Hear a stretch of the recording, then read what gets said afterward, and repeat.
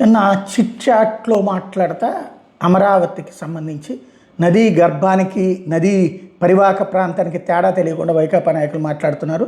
దేశ రాజధాని ఢిల్లీ సహా ప్రధాన నగరాల రాజధానులు నదీ తీరాల వెంబడి ఉండడం వల్లే ఉండబట్టే అభివృద్ధి చెందినాయి. ఇది మరి చంద్రబాబు గారు తెలిసి మాట్లాడుతున్నారు, తెలియక మాట్లాడుతున్నారు తెలియట్లేదు. నదీ గర్భంలో నదీ తీరంలో జగన్ చెప్పింది కూడా నదీ తీరం అని నెంబర్ 1. నెంబర్ 2 వచ్చేటప్పటికి నదీ తీర ప్రాంతాలు డెవలప్మెంట్ అయిందా? ఇప్పుడు బెంగళూరు, చెన్నై, హైదరాబాద్ నదీ తీర ప్రాంతాల వల్ల అభివృద్ధి చెందినాయా? మనం దేంతో పోల్చి చూపెడుతున్నాం? ముంబాయి, బెంగళూరు, చెన్నై, హైదరాబాద్ ఈ 4 నగరాలకైతే నదీ తీరాలు కాదే. ఢిల్లీ నది ఆ చివరన ఎక్కడో ఉంటుంది, ఊరు ఈ చివరన ఎక్కడో ఉంటుంది.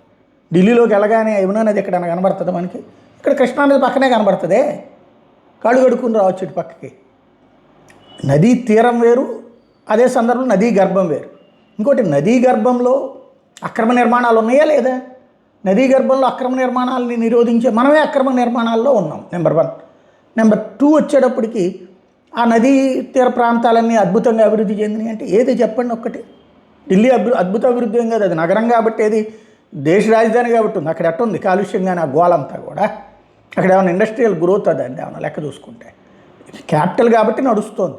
అది అనవసరమైన మాట. వాస్తవంగా అమరావతి గురించి లేదు, ఇక్కడ డెవలప్ చేస్తాం, చేసి చూపెడతాం అనేది మనం చెప్తున్నాం. పబ్లిక్ అలా చెప్పుకుని వెళ్ళడంలో తప్పులేదు. ఇకపోతే ఇది తెలుగు రాష్ట్రాలు బాగుండాలనుకుంటాను నేను. నదీ జలాలు మీరు బాగుండాలనుకోవడం కాదు, అవతలోళ్ళు కూడా బాగుండాలనుకోవాలి. ఆంధ్ర వాళ్ళు కూడా నీళ్లు వాడుకోవాలి, గోదావరి నీళ్ళు వాడుకోవాలని అవతలోళ్ళు అనుకోవాలా? పోలవరాన్ని అబ్జెక్ట్ చేస్తోంది రేవంత్ రెడ్డి, అట్లాగే రాయలసీమ ఎత్తిపోతల పథకాన్ని అబ్జెక్ట్ చేస్తుంది రేవంత్ రెడ్డితో పాటు ఆ పార్టీ వాళ్ళు. 18 ప్రాజెక్టులు అక్కడ కట్టుకుంటున్నారు, ఇక్కడ కట్టుకునే ప్రాజెక్టులు అబ్జెక్ట్ చేస్తున్నారు. మీ ఇద్దరు కూర్చొని మాట్లాడుకుంటారు. మళ్ళీ రేపు పొద్దున ఏమవుతుంది?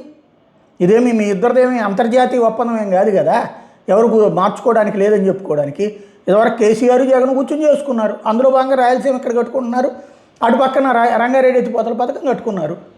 అప్పుడు చేసినప్పుడు మనం తప్పు చెప్పామే, అది తప్పు అన్నామే, ఇప్పుడు రైట్ అంటున్నాం. అంటే ఏదైనా మేము ఏది మాట్లాడితే అది దానికి అనుగుణంగా రాసే కథలు ఉన్నాయి, హెడ్డింగ్లు పెట్టేటటువంటి వాళ్ళు ఉన్నారు, హెడ్డింగ్ మాత్రమే చదివేసి మా బాస్ సూపర్ అని మాట్లాడుకునే వాళ్ళు ఉన్నారు. కాబట్టి మన రాష్ట్రంలో ఏమైనా చెల్లుబాటు అవుతుంది.